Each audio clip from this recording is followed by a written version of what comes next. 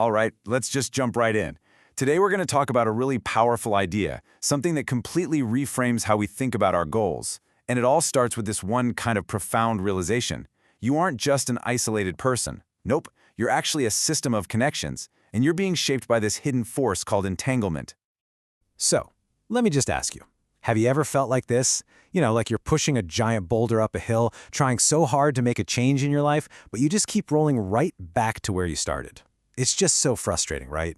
And trust me, you are definitely not alone in feeling that way. I mean, just look at this list. Waking up early, eating healthier, trying to save money. We've all been there. We try to use sheer willpower to force these changes. And maybe it works for a week or two, but then, poof, we're right back at square one. So what gives? What is really going on here?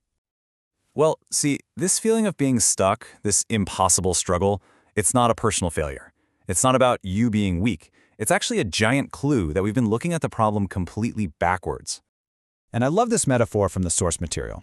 Trying to be, say, disciplined when you're surrounded by people or systems that aren't, it feels exactly like swimming against a strong current.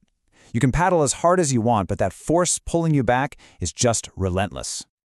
And this is the crucial point. It's not about a lack of willpower. It is not because you are weak. It's because the world you actually live in, your environment, is actively, constantly training you to be someone else. And that powerful, invisible force, well, it has a name, the entanglement effect. This is the big idea that explains why that current is so darn strong. But more importantly, it shows us how we can finally learn to swim with it instead of against it. So think about it like this. We're so used to thinking about change as this internal battle, right? Pushing from within, using all our willpower. But entanglement, that's a pull from the outside. And when you get your environment set up the right way, change stops feeling like a fight, and believe it or not, it starts feeling almost automatic. Now, the name itself, entanglement, actually comes from quantum physics, which sounds super complicated, but the idea is simple. You have these linked particles, and what happens to one instantly affects the other. In life, it's pretty much the same deal. You've felt this. You feel more ambitious when you're around ambitious people, right? Or maybe a little lazier when you're around lazy people. Your identity literally shifts based on who and what you're connected to. And this next quote, wow, it just nails the entire idea. Let that sink in for a second. We think we're going to rise up and meet our big goals through sheer ambition, but the hard truth is, our environment sets our default level. We almost always fall to the level of the people, the places, and even the tools that we're entangled with. So why does this happen? Well, it's because your brain is basically a super efficient and maybe a little bit lazy pattern matching machine. It doesn't want to fight the environment, it just wants to fit in. So its main job is to constantly scan what's around you and ask one simple question. What's the normal way to act here? And then it adapts. Okay, so if this force is so powerful, how do we actually use it? How do we make it work for us? Well, lucky for us, the source material breaks it down into 3 clear rules of influence. Let's get into them.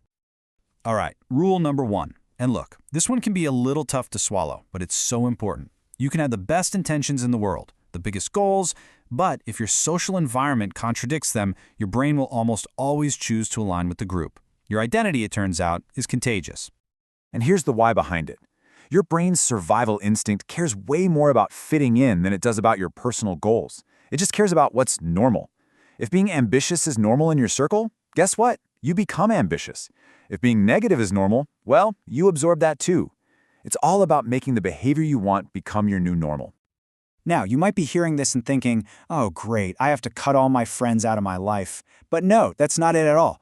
Rule number 2 gives us a much more practical approach. It's not about subtraction, it's about rebalancing.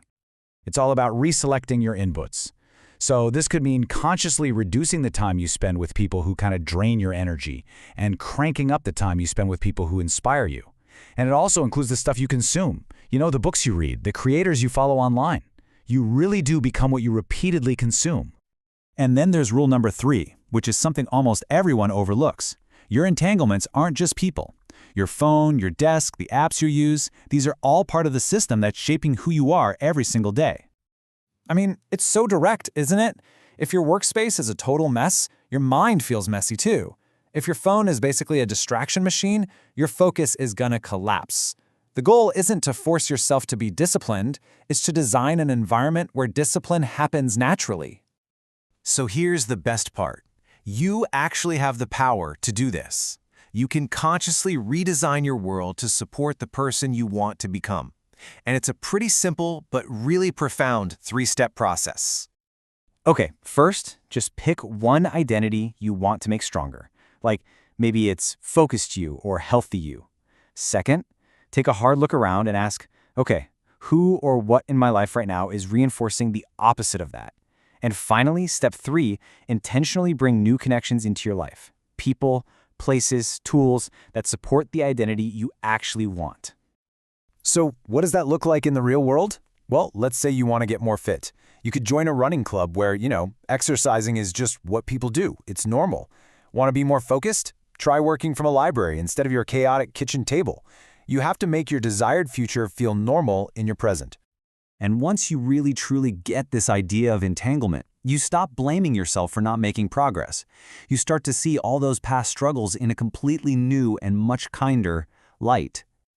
You start to realize you weren't unmotivated. You were just mismatched. Your goals were completely out of sync with your environment. You weren't undisciplined. You were surrounded by people, by tools, by systems that were expertly designed to pull you in the opposite direction. And finally, you see that you weren't really stuck. It was your environment that was static. The second you start changing your entanglements, your identity starts to shift, almost like magic. Which brings us to this final, really powerful idea. Instead of always trying to force change from the inside out, try starting from the outside in. Because changing your environment is often the fastest, most effective way to change yourself. So what's one thing in your environment you're going to change today?